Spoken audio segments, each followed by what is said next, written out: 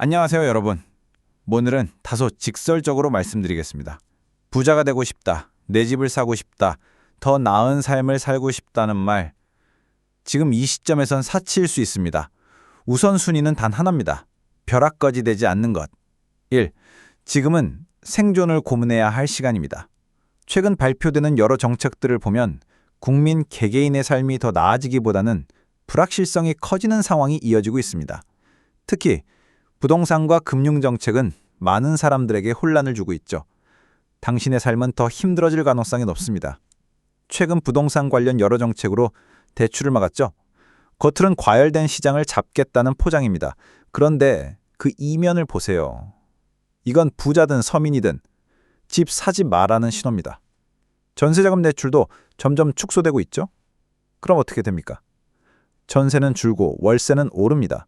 결국엔 정부 임대주택 아니면 살아갈 수 없는 구조, 배급받는 국민으로 전락할 수 있는 현실. 점점 더 개인 선택에 제한되고 정부 개입이 강해지는 흐름을 우리는 현실로 받아들여야 합니다. 2. 나는 아닐 거야 라고요? 지금 정신 바짝 차리세요. 여러분 중 많은 분들이 이렇게 생각하실 겁니다. 나는 지금 월급도 잘 받고 있고 큰 문제 없어. 지금 이대로면 괜찮아. 정말 괜찮을까요? 지금 당장 수입이 있다고 안심하지 마십시오.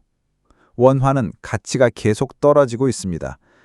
월급은 제자리에 있어도 장을 볼 때마다, 카드값을 볼 때마다 살림살이가 줄어듭니다. 이건 단순한 체감이 아닙니다. 수치로 확인된 가계의 실질 구매력 하락입니다. 3. 불만과 자격지심은 당신의 생존을 방해합니다.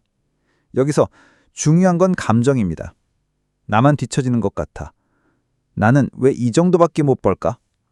유튜브 보니까 남들은 다 성공하던데? 이런 감정이 들어도 절대 휘둘리지 마십시오. 감정은 판단을 흐립니다. 지금은 감정이 아니라 생존 본능으로 움직여야 할 때입니다. 자격지심 갖지 마십시오. 불평, 불만 말고 그 에너지를 냉정한 판단에 써야 합니다. 4. 중요한 건 지금 내가 할 수 있는 것에 집중하는 것. 당신의 현재 수입원 정말 소중합니다. 회사원이라면 월급이, 공무원이라면 안정적인 보수가, 자영업자라면 꾸준히 찾아주는 단골 고객과 가게 매출이, 프리랜서라면 지금 들어오는 의뢰의 하나하나가, 전문직이라면 예약표에 있는 스케줄 한 줄 한 줄이 바로 당신 생존의 기반입니다. 아무리 일이 고되고 매출이 기대에 못 미치고 상대방이 갑질을 해도 그 수입원은 당신을 지탱해주면 생명줄입니다. 여기서 에이, 이 정도 돈 받고 뭐하러 이렇게 살아? 이것밖에 못 버는데 무슨 투자를 해? 라는 패배강다 자격지심에 빠지면 안 됩니다. 감정이 휘둘리면 판단이 흐려지고 판단이 흐려지면 실행력이 무너집니다. 당신이 지금 그 수입을 다른 방식으로 대체할 방법이 없다면 지금 그 자리를 단단히 지켜야만 합니다. 싫어도 집중하세요. 지겹고 피곤해도 붙잡으세요. 당장의 생존은 불만이 아니라 현실 감각이 지켜주는 겁니다. 5. 왜 미국 주식? 왜 지수 투자인가? 지금 우리가 살고 있는 경제 시스템, 한국 원화 중심으론 갈수록 불리합니다. 한국은 인구 감소, 생산 감소, 에너지 의존도 상승, 전 세계가 자국 우선주의로 흘러가고 있고 원화는 달러 대비 계속 약세 압력에 시달리고 있습니다. 원화 자산에만 목을 매는 건 빙판길에 맨발로 걷는 것과 같습니다. 이런 흐름을 보면 글로벌 자산, 특히 미국 중심의 분산 투자 전략을 하나의 대안으로 고려해 볼 수 있습니다. 그 중에서도 많은 투자자들이 선택하고 있는 S&P 500, 나스닥 100 같은 지수 ETF는 시장 위기를 여러 번 이겨낸 자산으로 평가받고 있습니다. 이건 테마주나 도박성 투자가 아닙니다. 세계 최강의 기업들의 분산 투자는 가장 안정된 시스템입니다. 7. 달러와 미국 지수는 반비례 생존 방정식입니다. 원화 가치가 무너질수록 달러 자산은 올라갑니다. 생각해 보세요. 2000년대 초 1달러가 1,100원이었습니다. 지금은 1,400원을 넘어듭니다. 20년간 원화는 지속적으로 약세였습니다. 실제로 그동안 달러 받은 자산을 보유한 사람들은 원화 약세 구간에서 자산의 가치 하락을 상대적으로 줄일 수 있었다는 사례들이 많습니다. 물론 환율은 언제나 변동성에 따르기 때문에 개인의 재정 상황에 맞는 신중한 판단이 필요합니다. 7.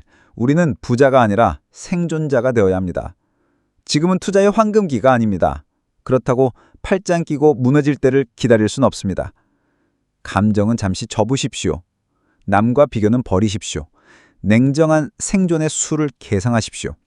그 첫 번째 걸음이 당신의 자산 일부를 어떻게 방어할 것인지 고민해보는 시점입니다. 그 방안 중 하나로 달러 자산과 글로벌 분산 투자를 검토해보는 것도 하나의 방법일 수 있습니다. 살아남아야 합니다.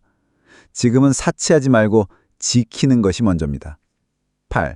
미국 주식은 선택이 아니라 보험입니다. 지금 이 시기 미국 주식은 단순한 투자가 아닙니다. 이건 생존 보험입니다. 무엇이든 보험은 미리 들어야 의미가 있습니다. 집에 불이 나고 나서야 화재 보험을 드는 사람은 없습니다. 그런데 많은 분들이 자산이 반토막 나고 원화 가치가 무너지고 월급의 실질 가치가 줄어든 다음에야 이제 뭐 하지? 라고 묻습니다. 그 전에 움직여야 합니다. 지금 미국 주식, 특히 지수 ETF는 S&P 500, 나스닥 100 같은 수십 년간 위기를 이겨낸 시장을 기반으로 움직입니다. 단기 반등을 노리는 것이 아니라 10년 후에도 지금보다 나은 삶을 위한 보험을 드는 겁니다. 보험이라고 생각하면 매달 일정 금액 넣는 게 당연해지죠. 투자라는 행동도 일정한 리듬과 원칙을 만드는 것이 중요합니다. 시장에 감정적으로 대응하기보다는 나만의 기준과 시스템을 만드는 것이 리스크 관리에 도움이 될 수 있습니다. 지금 싼가 비싼가를 따지는 건 투기고 생존을 위한 투자는 감정이 개입되면 안 됩니다. 9. 생존자는 시스템을 만들고 감정은 제거합니다. 지금 이 불확실성의 시대에는 감정이 있는 사람보다 시스템이 있는 사람이 살아남습니다. 감정으로 주식을 사고 팔면 남는 건 상처뿐이고 뉴스에 반응해서 움직이면 손실만 누적됩니다. 반대로 감정이 개입되지 않도록 매달 같은 날 같은 금액으로 투자하는 자기만의 규칙을 만들어간 사람들도 있습니다. 미국 지수형 자산처럼 장기 성장이 검증된 시장에 분산, 정기적으로 접근한 경우 복리의 힘이 축적된 사례도 종종 언급되곤 하죠. 예를 들어 월 20만 원씩 10년 동안 자동으로 VOO, 미국 S&P 500 ETF에 투자했다고 가정해보세요. 그 사람은 10년 후에 그때 조금 아껴서 미국에 넣기를 정말 잘했다 라고 말할 수 있습니다. 그게 바로 시스템입니다. 지금 이 시점부터는 투자 공부보다는 투자 행동을 하셔야 합니다. 지금처럼 흔들리는 시장에선 의지보다 구조가 더 강합니다. 10. 당신의 가족을 지키는 최후의 방어선은 바로 당신 자신입니다. 이제 마지막으로 정말 중요한 이야기 하나만 드리겠습니다. 이제는 당신이 당신 가족의 방패가 되어야 합니다. 정부가 당신의 노후를 책임져 주지 않습니다. 대기업이 당신의 생계를 오래 보장해 주지 않습니다.